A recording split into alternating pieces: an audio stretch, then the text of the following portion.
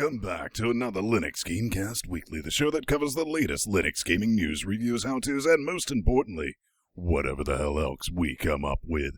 This week, the granddaddy of all Linux gaming sites shuts down. Long live Linuxgames.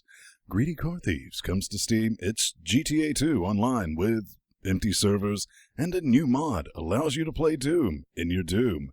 Hashtag YoDog. Flita shows us his creepy light. Dust gets enhanced DualShock 4 support. Be a dungeon master in 3D and waste $25 in the process. And Flash! It really needs to die. Postal 2 makes with the updating, but if you want the most recent DLC pack, you can keep on sitting on your thumbs. The Linux version of Skullgirls was at display at EVO, and it core dumped like a champ. NVIDIA gives Linux a heads up. And a big fuck you to those people who keep saying that they don't care. I'm Ben Stone here at LGC Actual in Athens, joined every week by our tame podcasting Canadian Massus Fang. And all the way from Space Portugal, you know him, Plage Marizzo himself, and together with you, Chat Realm Dynamic, we form a bit of a cocaine Voltron. Before we get started, we'd like to see what's going on in each other's life organs. What's up, J-Baby? Oh, not much. I spent today with, like, this fucking terrible crink in my neck. You know when you wake up and your head is sort of just jerked to the side and you can't quite move it? That was my entire day. That was fun. What's up, Peanut? And for me, for those of you who are not on Google Plus or on Facebook, my birthday was on Thursday, so... TikTok, Pedro. TikTok. Yeah, I'm 29 now. That's bad. Get off my lawn! Nothing really exciting over here. One thing I did mention is I decided to test out the brake organs on Turbojetta. Let's just say they work, because I forgot about all the groceries and bits I had in the boot. And we hit the brakes and they all went, whoo, and I was like, oh, huge trunk. I mean, it's like a 4, possibly 5 unit trunk on that business, and yeah, I had to get in there and crawl around and get all the fun bits, so that was a thing. Take it away. Yeah, I know. I mean, the horse is looking a bit pissed off this week. It's liable to shoot up on mailboxes, etc. It's our Steamers update of the week. Don't go Postal. Postal 2! There was actually 12 years later! Postal 2, yeah. This game is from 2003, and now they finally have compatibility with the Steamworks, or Steam Workshop, if you will. So you can have your own mods and load them directly through Steam. So say if you want to play one of the custom campaigns, you can just hit New Game and choose one of the Workshop mods that you have downloaded. It's actually kind of awesome. Yeah, it's definitely 99% off, I believe. Was that it? 99%? It's like a buck now. Actually, I forgot I didn't have a key for this game, and so I need to buy it. Oh, it's $1. Sweet. Yeah, 90% off. I genuinely had one of those issues like, damn it, I bought this like in 2005. There's no way I'm getting this. And there's like 99 cents. I was like, fine, just going to buy it. Deal with it. Gotta love it. So that's a thing. Up next, Besiege. Version? It's Volo. Volo. Couple of new things. If you don't know about, what do we call it? Minecraft for horrible people? Yeah, Minecraft for horrible people. Yeah, a couple of new levels. Interesting Minecraft. Some of the additional things they did with this. I mean, basically you build siege engines and you go about sieging things because that's neat. And with this update, did have one really interesting thing, because if somebody creates a really good engine that you want in the Steam Workshop, you can now just yoink it and use it in your game, and it updates. If they update it, you get that update, which is kind of cheating, but it would also be, I guess, more of a learning experience to figure out how, like, some of the more awesome things have been made. So you actually have to publish it to the Steam Workshop. It's not like a shareable thing. Right. I mean, it's something you can put up and say, hey, I made this, and, you know, I can think one of possibly 2 machines that I definitely would like to get a copy of. So... Well, it is definitely shaping up to be a really awesome game that I will very much enjoy playing with once it's finally out of early access. Starship All right. Rubicon. The Rubicon, we're crossing it. Now this is Starship Rubicon. They have just added Linux support. They describe it as a modern take on the classic space shooter genre. It's smart, challenging, roguelike, blah, blah, blah. With NASA background photographs because we can't be arsed to have an actual graphics budget. Mm-hmm. Much budget, very outside. And I mean, considering what you're getting here, the price on Brad is quite a bit high. I mean, they actually have like appropriate system requirements, which is a nice change of pace, mind you.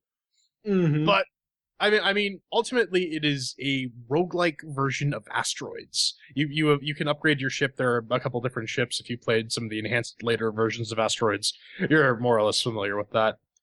But the big deal is it's procedurally generated, and the backdrops are from NASA space photography, which again, it looks really well put together. To be perfectly honest, like I've seen gameplay of it, but I don't think it's worth $12, and that is the big stopping thing there. I don't know, Pedro? Yeah, it looks like Asteroids meets FTL because of how you do the ship customization and the way that the level progression sort of works. You get that little map, which gets randomly generated every time you beat a level.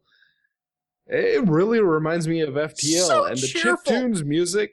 Yeah. Yeah, I'm looking at it, and definitely I'm clunking in even at 10% off, which would make it $8.99 as opposed to the regular $9.99. I can't say it's something I'm terribly interested in. It could be absolutely fun. I don't know exactly who this is trying to appeal to because there seems to be a lot better stuff. But hey, good use of government funds, right? Huh?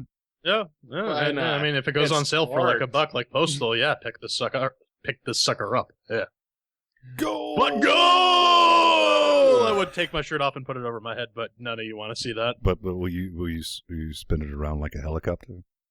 I might if you pay enough. No, this is what the hell is this game called? Sandy was supposed to be doing this. Access This is Football Access 2015. Football 2015, and it is, I think, legitimately the first proper football game we have on. Sorry, Handegg. Handegg.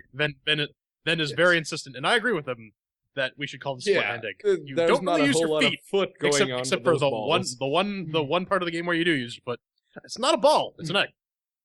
Regardless, this is like one of the first proper sports games we have on Linux, and it looks like something from the PlayStation era. To be perfectly honest, I think you're kind of being a little bit generous on that noise. When I looked at it, I was like, man, that's kind of like Genesis level type business, but it's like a hair above Genesis, maybe Sega CD. maybe. The price Yeah, on Saturn, Brad in maybe. $19.99. Does it have multiplayer? Yes, it does. But what I've been reading about partial this, controller support. That's Right. always that's good. always going to be fun, isn't it? I've been reading about this. Is unfortunately, like J-Man said, this is like one of our first proper sports titles that currently runs these days, and it seems But- to be horribly buggy. That's here's- the main take I have from it. Yeah, but that may be because you really only need this to run the game. If you look at the system requirements, you need to take you do need your a quad-core processor AMD now. CPU, put it on top of your DIMM, and you're good to go. Yeah. Don't But even need a hard drive, it bro. seems like every 3 or 4 days they're releasing like a 1-point-something patch to fix some weird bug that they should have probably figured out before release. I don't know. It's still amazing that people are trying to get away with this in the days of Steam refund. But Yeah. I guess one thing you can take away from that, it really speeds up the development cycle, doesn't it, when you don't bother to QA something? You're like, oh, Pump it out, patch it later. That's how it works. Supposedly the reviews are fairly positive, so as from the Windows side, I suppose it's a put together football game. I don't know. That type of genre of game has never really been my dice. I think It Pedro, seems you rather really counterintuitive. If you want to play sports, you just go out of your house, you shut down your PC, and you go out. But I am an antisocial nerd, Pedro, with no athletic ability whatsoever. This is how I play my sports. Do you really want to play sports if you're that kind of person? Yes! Up next! Street Arena. Wait, I mean Greedy Car Thieves. That's what it originally was called about 2 years ago, and it looks like, well, they took that alpha prototype and just kind of published it to Steam, son. So Pretty much. Unity. Wow, that lighting. I don't even know if the engine was Unity. I don't necessarily want to say that. Assuming it's using SDL 1.2, I'd say no. Really? It's using SDL 1.2? Yeah, Wow. it is. Yep. Why? SDL2 is a thing. Partial controller support, I don't know. What's the price on Brad here? 6.99. Just looking at it, I was kind of mixed because this looks exactly like it did 2 years ago, and like nothing has been really done with it. And the key selling point, but it's GTA 2 on a budget with multiplayer. But P-Man, I hear the multiplayer is kind of Yeah, no, there's literally no one playing it. I joined, there were 2 servers online when I joined, and they both had 0 players on. I joined the official server, and there was another player that joined for like 5 minutes, and then he left. I didn't even get a chance to see him in the server, and he just walked away. It's a bit unfortunate, because I remember I wasted literally weeks of my life playing a copy of GTA 2 my uncle bought me for PC, because at the time GTA 3 came out, but, you know, that's hyper-violent shit. You're not allowed to play that! I mean, it could probably be a fun players if just having Ben and I and Pedro running each other over with cars, that could be slightly entertaining. Well, I mean, that's definitely something you want to address when you're talking about. I think it does have a single-player campaign, but online, there's no box. Actually, GTA 2 had multiplayer as well on PC, but it wasn't. No one was really playing it.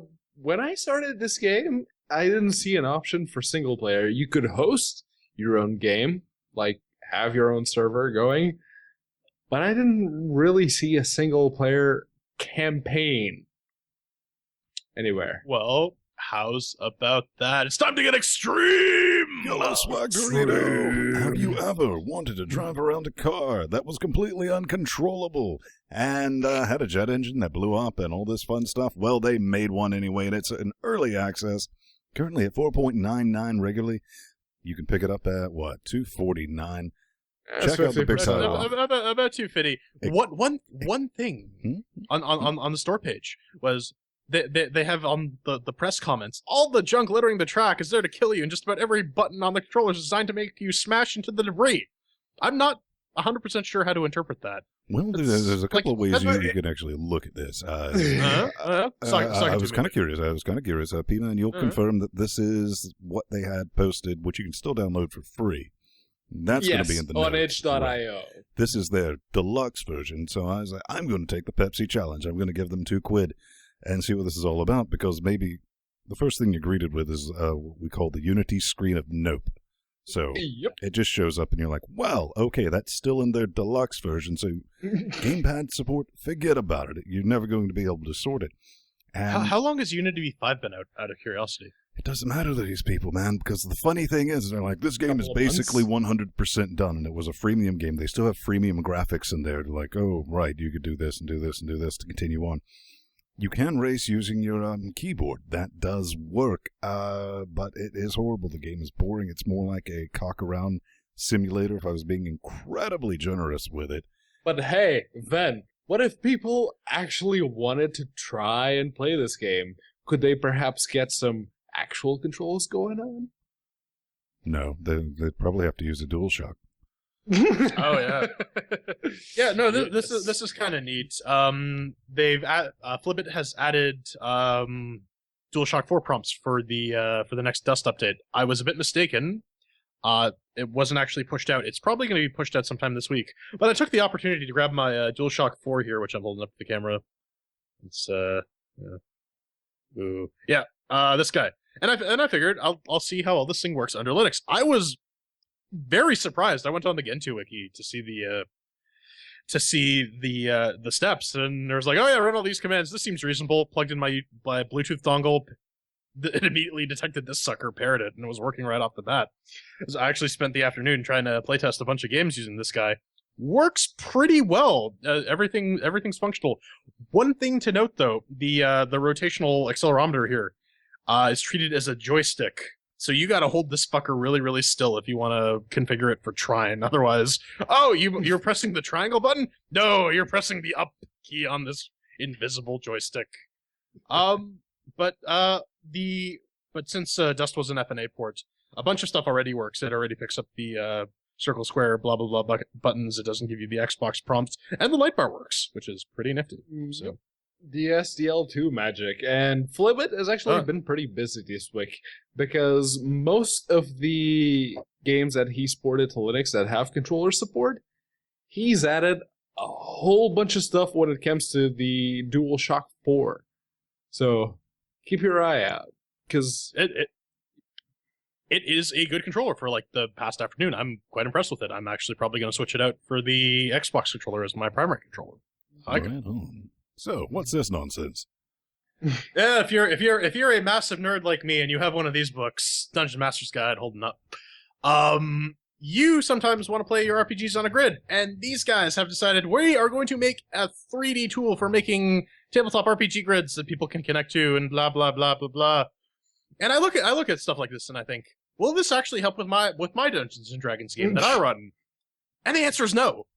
This just adds an entirely new layer of shit I need to prepare for. Now I need to have 3D maps and models and blah, blah, blah, blah, blah. It's a big pain in the ass. But, I mean, for people who are into minis, this is actually kind of a cool idea. Wizards actually tried to create something like this for 4th edition when that came out. But they never got around to doing it, so I'm glad someone picked up the slack, and there's an option for people who want to do this. It is an early access, though. So that would actually make it an interesting busted-ass early access, wouldn't it? No. Yeah. Yeah, okay. But we have divergent opinions on that.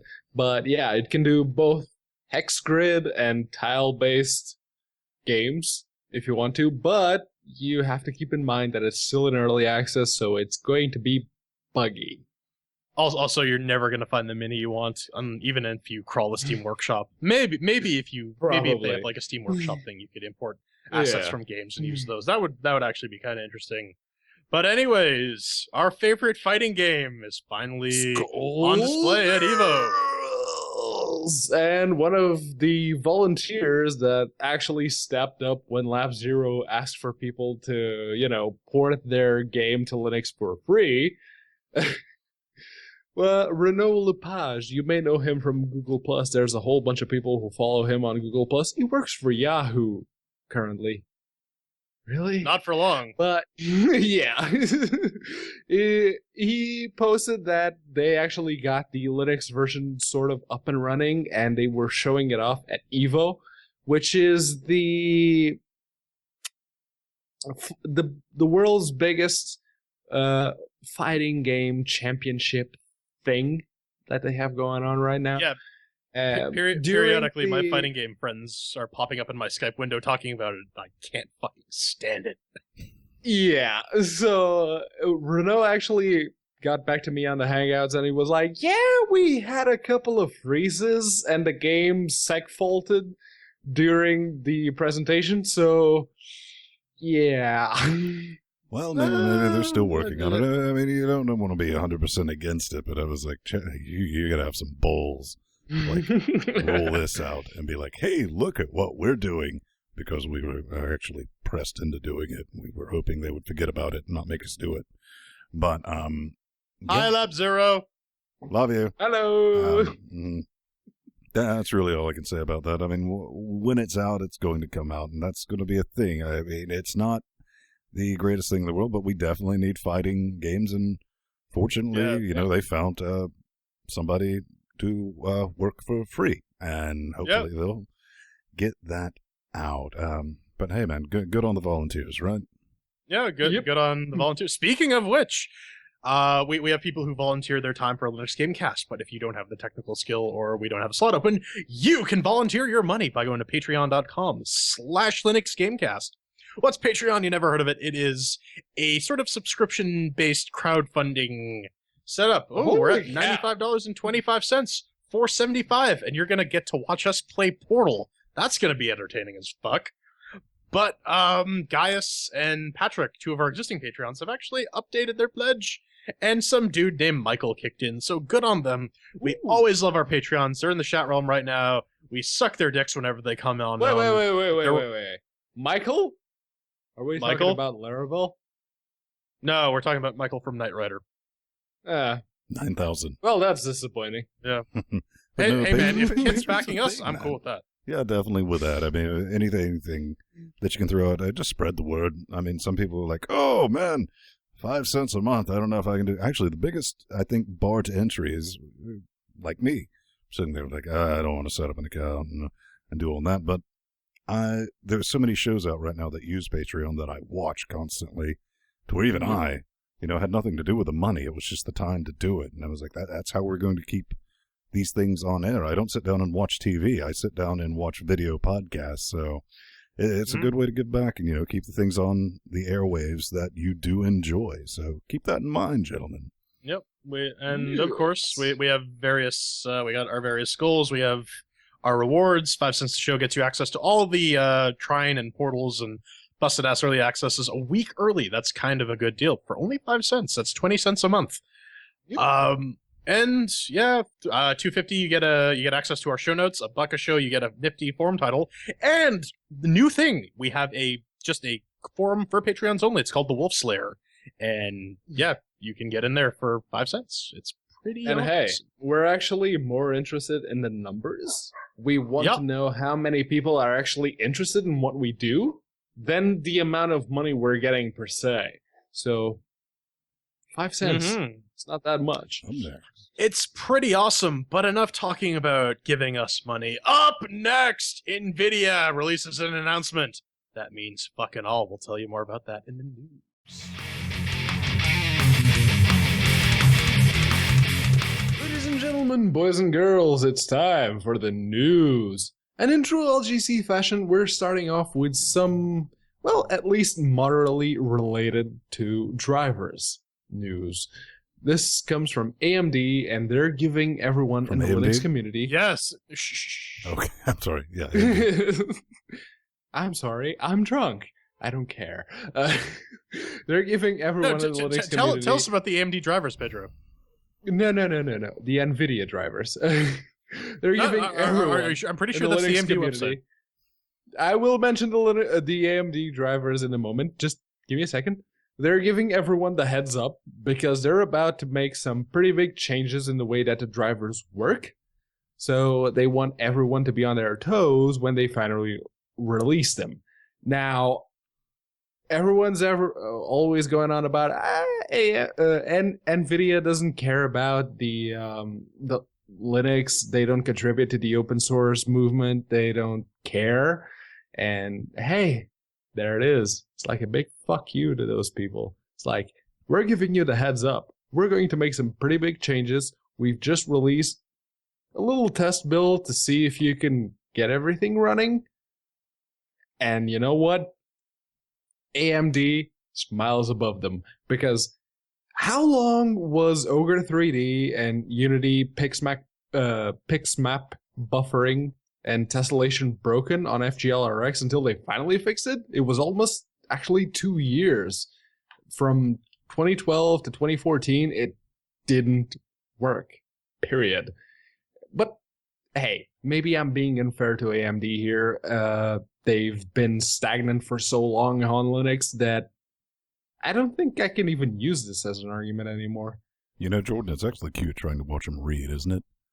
It really is. But actually what this blog post is going on is they're not really making huge changes. They're just more or less changing where everything gets installed, which if you're a software packager, you need to know where everything is so you can have your packaging system put everything in the correct place. So that's really all that's about. And it amounts to fucking all. If you use the proprietary driver from the just the run script, you will not be affected by this. Yeah, this it's only like RPM if Fusion, you're using the Xorg, proprietary Azures, PPA, those guys. That's just a heads up for these guys. But long live the king! The king is dead. It is, man. This is kind of sad. End of an era. This is at LinuxGames.com, one of the granddaddies of Linux gaming sites. You can find all this noise in our show notes. Marv, he posts, after 17 years on the internet, the Atomic Gamer, their host, they're shutting down, so the passion that created the site has left me years ago, and I know it's time to put the site to rest. I would personally like to thank everyone, yeah, man, that kind of came as a shock organ to a lot of people, really, but that was one of the first sites I ever stumbled across, that and Happy Penguin. And we're talking, geez, what, 95, 96, somewhere in there. And a lot of people have pointed out, isn't this kind of odd that this is going away right when we're starting to really get into some serious Linux gaming? I don't know, man. I hope somebody hosts it or does something. I mean, did you guys ever play around with this? I mean, let's face facts. For the past 2 years, it's basically just been dead. Yeah. And I wasn't a Linux user back when the site was in its heyday.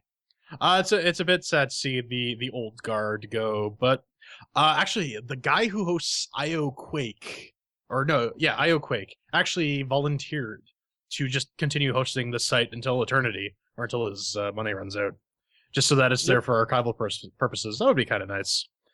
The time doctor. Moving on, the death of Adobe Flash is coming. Since we're talking about dead things, let's talk about something that we want to die a horrible, horrible death, and that is Flash. This is from Kotaku. Basically, ever since this hacking team dump came out, and there were a ton of zero-day exploits for Flash, Firefox has just, when that got announced, they set the kill bits, and if you try and view a Flash page on Firefox, they're like, no, do not do this. This is bad. We're going to give you the button to let you do this, but we're telling you right now, you really, really, really shouldn't. And even Chrome is starting to do that. Yeah, I think and Chrome the said, director, I think they're going to depreciate it in November, correct? Yeah, something like that. Yes, because they have their own internal Flash implementation, the PAPI one. Yeah, I think that's right.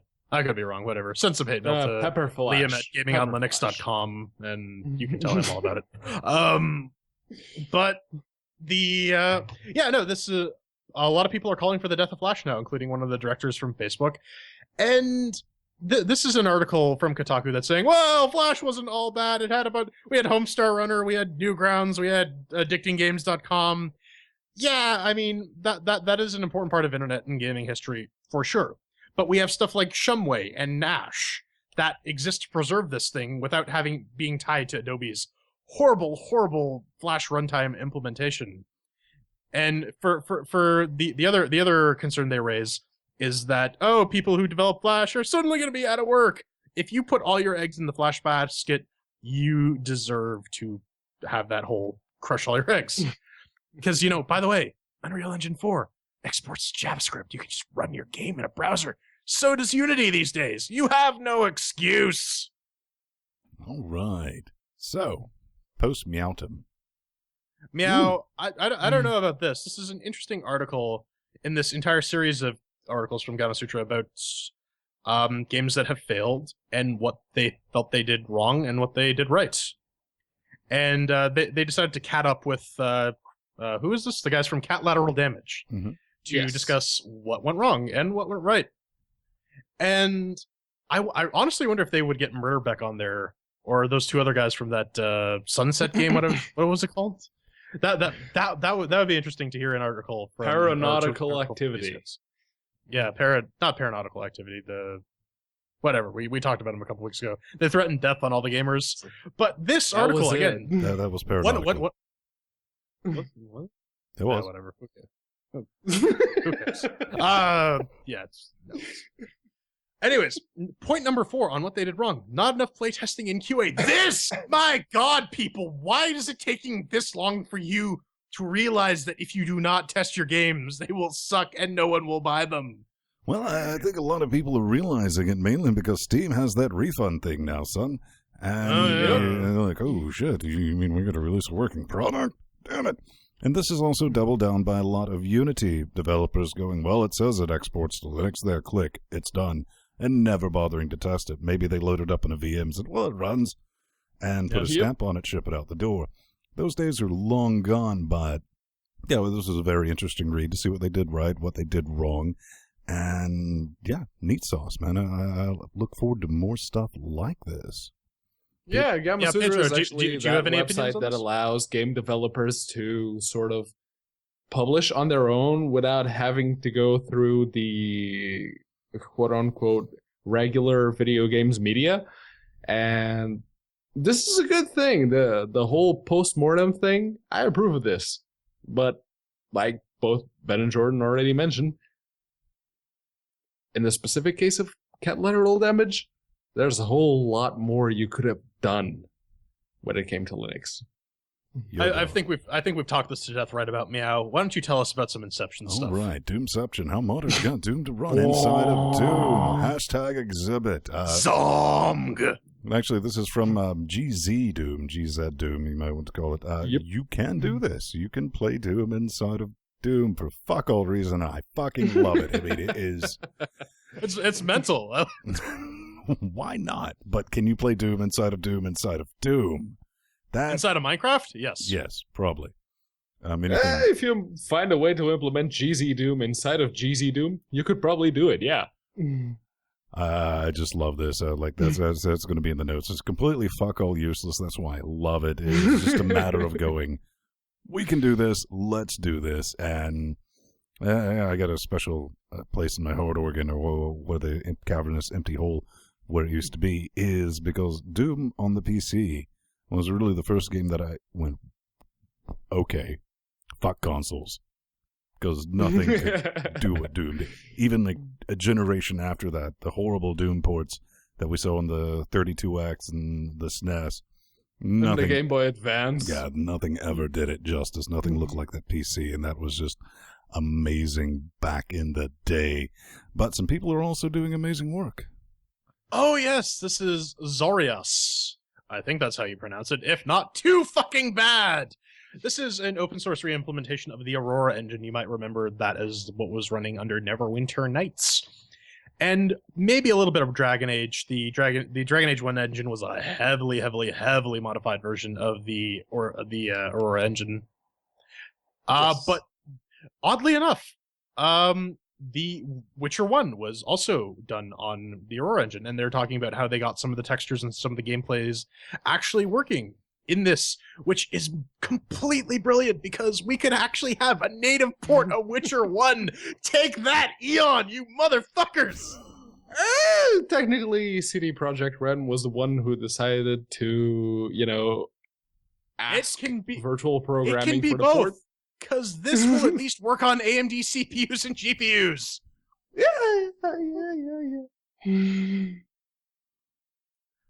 But up next, Yar, I'm a Viking! It's from GOG.com. We don't cover these guys all that much, mostly because they don't release native Linux games all that often. But this is Volkar the Viking. And for those of you not in the loop, this is basically Castlevania 2 all over again, with some influence from Symphony of the Night. So it is currently 75% off, so you can get it for like $3 at most. And at the time of recording, I don't know for how long this sale will be going on, but it is DRM free if you like the whole Castlevania genre. You can get it. It's DRM free. If you don't like relying on Steam, this is your dice. Although, I'm not sure. Is the Steam version currently DRM free? I'll have to look that up. I don't know. I mean, this definitely looks like a Genesis level game. Maybe definitely hipster pixels that I could tolerate, because you can tell a little. It's Castlevania 2 with the Symphony of the Night color scheme. You mean Simon's Quest? Yes. What a terrible night for a curse. I know. But brace yourselves for that night trap. Yes. Oh, now, 90s. Yeah, I know, man. Conspiracy, but what these beautiful, insane people have done is they've recreated Night Trap in your browser organ. This is a real thing. You can play it. There's some work that needs to be done. They got some notes, no audio for this, and they're still working on the interface and all that. But for the most part, it is 100% functional, and even better, completely mothering open source.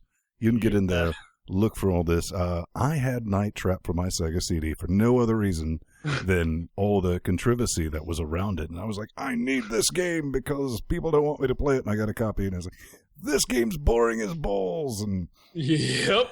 I never could beat it.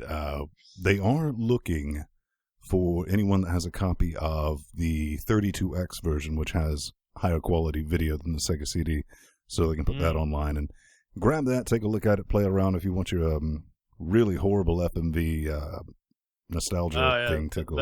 That era of gaming that sort of died and was forgotten. Yeah, but now you too can live your 90s home invasion fantasies. But these days, you can riddle your assailant with bullets before he even enters your home and just claim you're standing your ground. So yeah, Yep. that's definitely a thing. Check that noise out. Up next, we go Postal and throw chairs at Postal and other things involving Postal. Yes.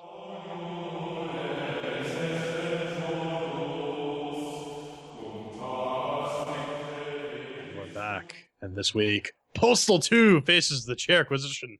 No, not the shitty Uber Bowl movie. The game, released in 2003, now available on Linux on the Steam for $10. Actually, it's if you catch it on sale this week, it's $1. So, anyways, it's on the Unreal 1.5 engine, that sort of bastardized mid-step between Unreal 1 and Unreal 2. And what is it? Live a week in the life of the Postal Dude, a hapless everyman just trying to check off some chores, buying milk, returning overdue library books, getting Gary Coleman's autograph. What can possibly go wrong? Well, you'll find out when he faces the CHAIRQUISITION. 1 chair means that it's crap. 2 chairs means that it's meh. 3 chairs means that it's pretty good. And 4 chairs means that it's amazing. It also have our categories of doom mixed with working, shiny sounds, controls, and fun. So, let's go Postal on this Ven. Did it make with the working? Boom shakalaka. Boom goes the Postal. Not that horrible, horrible movie that we've all tried to forget. Well, basically anything that Ulbol has ever done. How did it work on the Ubuntu 1404 LTS octo-core 980 powered 4K displayed box of business? Well, it now runs without a hitch, but now let's back up a little bit, ladies and gentlemen, to the first time we launched this game, when it flipped the hell out. First, it starts in 640 by 480, somewhere in there. Then I changed it. Say, let's just try, 1080p. I wasn't going to push it directly up to 4K at first. Then it noped out and went back to 640 by 480 in a little window in 4K. So I got real close and personal with my monitor organ and managed to click on it. Then it kind of blew back up. Then it set itself correctly. But the one thing it did, Brad, the one thing it did was it put the Steam Overlay FERPS counter right there in the middle of the screen. That was annoying. No way to get rid of that outside of just giving it a reboot. But it did work. So, mixed with the working, constant 60 even at 4K, which is nice. And it's also nice that, unlike when it was originally released for Linux in 2005, you didn't have to go and hack the INI file to get it to work in widescreen mode. So that was a bonus soda if there ever was. I'm going to give it 3 chairs because, it still feels kind of sticky when you're changing the resolution. Oh, no. For me, it started off at 800 by 600. But when I went to turn up the resolution, I was honestly surprised that it had a 4K option. Not that it really does much. I mean, it doesn't look that great at 4K, but that's how I played it. So I'll give it 4 chairs. No issues there. Yeah, it tried to full screen to both my monitors. It failed and disabled the one on the right. I opened the Steam overlay to try and get, after I'd set the resolution, to try and get the window from one monitor to the other.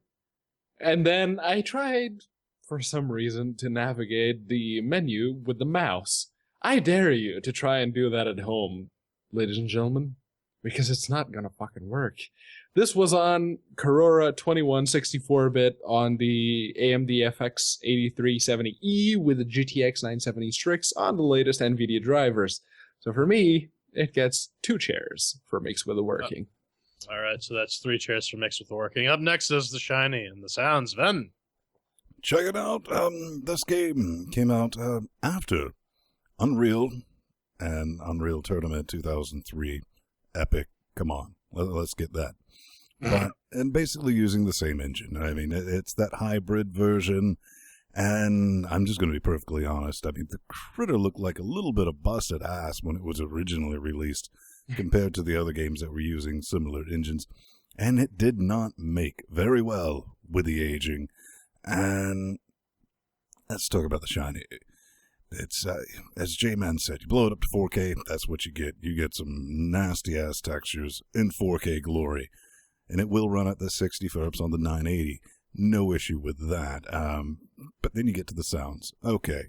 The guns go pew. The shovels go thwack. That's neat. Didn't mind it. But I had to mute the fucker, like the third quip our protagonist makes that's supposed to be edgy and was apparently edgy way back when in the long ago. And I was like, shut up, I don't care.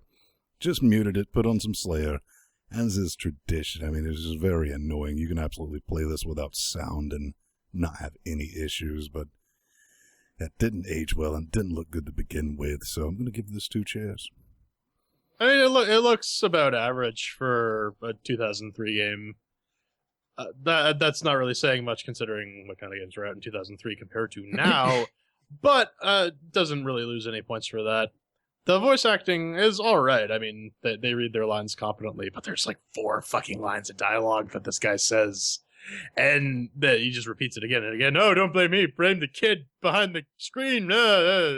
Yeah, it gets really, really annoying really quick. Nothing really mind-blowing. These days it's middle of the road, so it gets a middle of the road score. 2 chairs. Yeah, I've seen games that were actually released in 2015 that take double the amount of resources from your PC to even start. And they still manage to look worse than this. Like Van already mentioned, it was originally released for Linux in 2005. It came out, the Windows version actually came out in 2003. So, I mean, take it for what it is. The main character, I still very much want to slap him every time he opens his mouth, but that's the only complaint I have with this game. So for me, for Shiny and Sounds, it gets 3 chairs. So that's 2 chairs total for Shiny and Sounds. Up next is the Control, then. Full controller support, my arse working. You knew that wasn't going to happen when you noticed it was running SDL 1.2. No luck whatsoever on that. That's just a lie sauce right in your face. But the default layout, basically, I mean, that's normally what you'd want to play this business with, is, you know, your WAS layout. You pick up your dribble, it moves, it scrolls like everything you would expect. The only complaint, which is changeable, is the fuck did they put map all the way over on the M button next to Middle Earth? Because that's something you're constantly hammering on, going through your detailed list of shite you need to get done. And really, that's the only thing I can ding it for. I mean, outside of that, and it's your standard FPS fare. So I'm going to give it 3 chairs. Yeah, I mean, most of the bindings were sane. I use the inventory thing to look at the map. But really, that brings up my 2 issues with the game's controls. Number 1, the scroll wheel for switching weapons is hypersensitive. Show title. I'm gonna go 1 notch and goes to the freaking other end of the inventory. And speaking of the inventory management requires me to take my hands off the mouse and use the square bracket keys. That's not good. But again, all the controls are rebindable, so that's not really an issue. I'll give it 3 chairs. Yeah, they are rebindable up to a certain point, because like Ven said, it's using SDL 1.2. And SDL 1.2 wasn't exactly renowned for their ability to map keys that weren't in the standard US keyboard layout. See, my keyboard here is a Portuguese layout. And you see those keys there under Layouts. the F keys? Yeah. Layouts. The accents and the pluses and the whatever you call that C with a little squiggly line down Yes, moon below. language. Uh-huh. Yeah, it is. The black speech of Mordor. Those keys, That's racist. it outright does not recognize them. And since I'm left-handed and I like to play FPS games using the directional arrow keys to move around, I like having those keys being able to be, you know, like move the inventory or like choose the next item or something, but I could not set them. So for me, it gets 3 chairs because of that. All right, so that's 3 chairs for Control.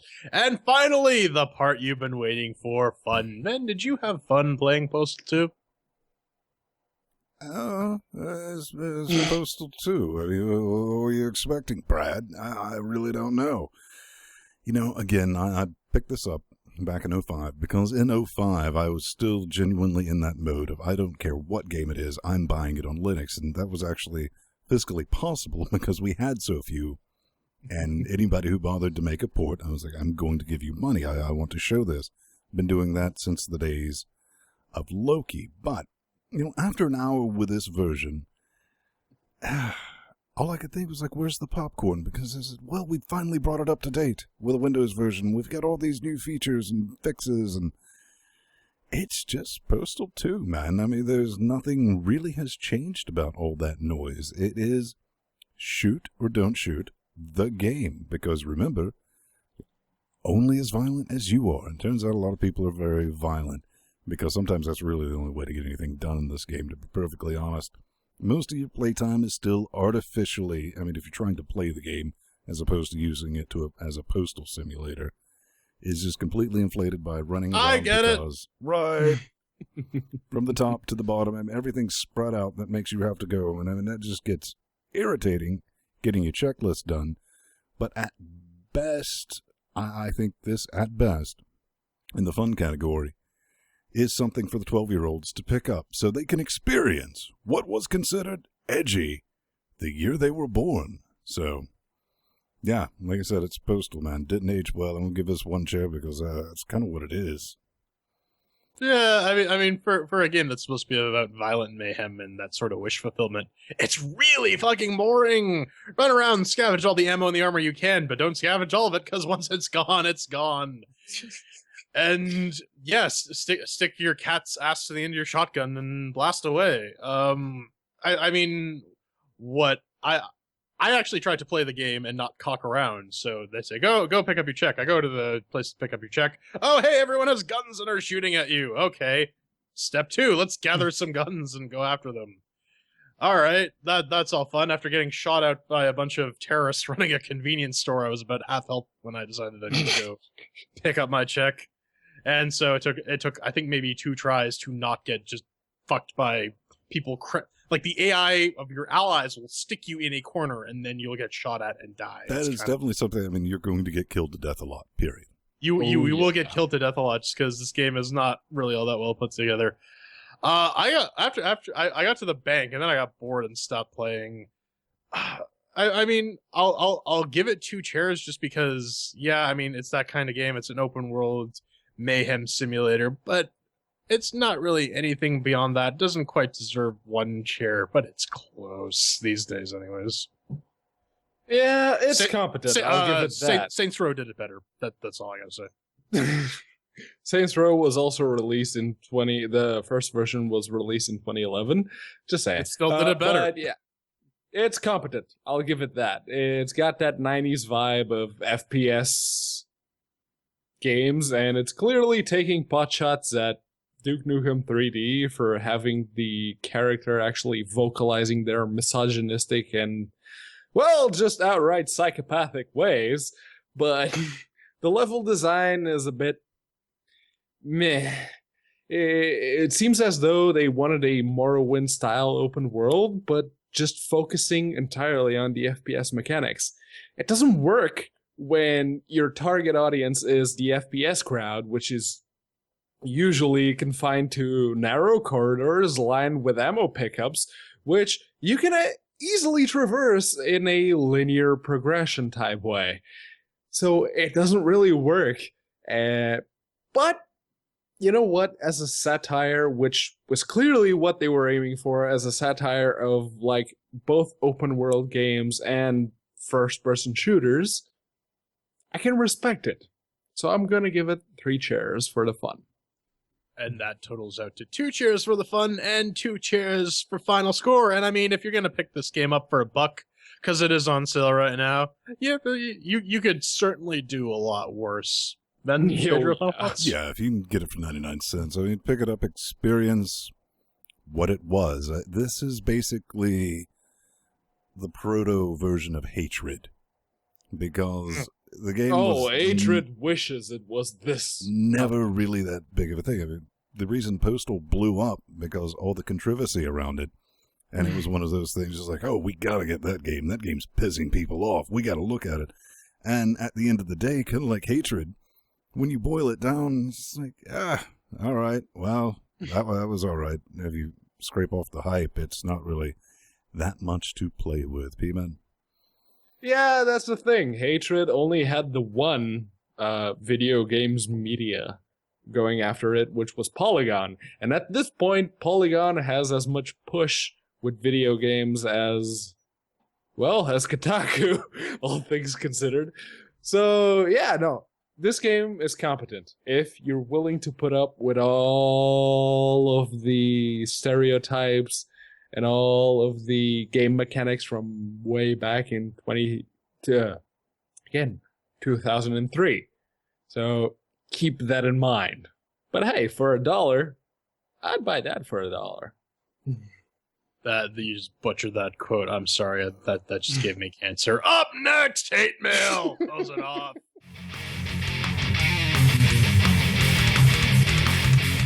Why, hello there, ladies and gentlemen. It's the hate mail. And as usual, if you'd like to get in touch with us, go on over to LinuxGameCast.com. Push that contact button on the nav bar there. Fill out the form. Fill out the CAPTCHA thing, and we'll be happy to answer your message live on the internets. Unless, of course, you're trying to promote a game. Like even a full release or early access campaign, even a Kickstarter. Let's say you don't even have your game finished. You're still trying to get money from Kickstarter or Indiegogo or GoFundMe, anything. If you'd like to promote that specific type of campaign, we ask that you send us some keys. 3 at the very least. Send us some keys so we can play with your game. An alpha, a beta, a prototype, whatever you want to call it, we want to play with it. If you don't give us those keys or a download link or anything, not only will we not talk about your game, we will make fun of you. Okay? Alright. So, first up this week, we have Freebooter saying that there's a new Grimrock type thing coming up the alley. He says, just so you guys know, there is another Grimrock type game in development, though they are a month late on their early access, Dungeon Kingdom, Sign of the Moon. It looks like ass. Yeah, I had a look at that game, and like Jordan said, it looks like ass. Oh yeah, no, it's. I mean, don't get me wrong. I like the gold box style of game, but this is just kind of. I mean, it looks like it looks like someone slapped this together in Unity. It really does. It is, yes. All right. Up next, Yeah. Andrew mentions about the coffins. He says, well, cynical Brit just ripped Coffin Dodgers a new one. That's Total Biscuit, right? Total Yes. Biscuit. Yep. Total Biscuit. And, well, I was looking at my first thought was like, well, that's just like your opinion, man. But I actually went and watched, it was a WTF is, if I'm correct. Yep. And his main gripe was, well, it looks really bad. And I'm like, okay, well, we've got to stop you right there, son. Because this is why reviews from filthy Windows users should be taken with a grain of chainsaw. Because our other kart racer, that is, say in a finished-ish state, is SuperTux Kart. State of perpetual development. That's right. An Yeah. open source game like that. And it looks a lot better than SuperTux Kart. I'm not hating on SuperTux Kart at all. We reviewed it. It's still a fun game. And this being a Unity game there's things we're definitely looking at, like rebindable controls, Unity game, 60 frames a second, and all those things. We didn't say it was great. We didn't say it was innovative. But on Linux, that's about the best damn kart racing game we can get right now. Anybody have some thoughts on that? No, and I mean, a lot of his gripes were, oh yeah, there was an era where everything had a kart racing game. Yeah, sure, but that's not the point. We're not then. This is now. You got to judge the game on its merit, and any hangups you have regarding the genre are strictly your problem. That said, though, he did exactly mention the exact same points I did during our review, which is exactly. It is a competent game, but it's not innovative in any way. The power-ups are exactly the same as you'd expect from your Mario Karts, your Super Tux carts, whatever.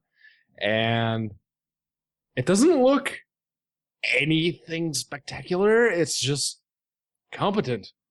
The music wasn't horrible, but it wasn't exactly good. I'll tell you what was competent about it. The AI was super fucking competent. Yeah, the AI cheats like a motherfucker, but then again, if you've ever played a Mario Kart or even Super Tux Kart, you know that the AI is going to cheat. That's not true, new. man. The AI in Super Tux Kart slows down if you're in last place so that it gives you a chance to catch up. Yeah, the AI in Super Tux Kart is kind of stupid if you're in last place because, hey, it's got to account for the handicap. Like you. And on that bombshell, let's go ahead and cue that music. You can always find us around 9:30 Eastern Standard Moon Time on Saturday evenings. I'm Ben Stone, cleverly disguised at Ben Stone on the Twitter nets, plus Ben Stone on the G pluses. I'm Jordan Svung. You can find me on Twitter at The Burning Fool, retweeting random crap, or on Plus Jordan Svung, posting random crap I find on Twitter. Yep, pretty much. And I am Pedro Mateos. I am drunk, like piss drunk out of my mind, but you can always find me at Unaccounted4 on Twitter or plus Pedro Mateos on Google Plus. And just remember, boo, now you see your drunkenness. Just remember, Break the law. beautiful party people. That, that's Pedro. He's now 29, and I just want to encourage you that, your 30s are just like your 20s, but you have more money, unless you're in Portugal. Oh. TikTok. Yeah. TikTok. Portugal kind of sucks in that respect. Running closer to the grave. Fuck livers. Fuck Germany. Seriously. 5 dudes. 5 dudes.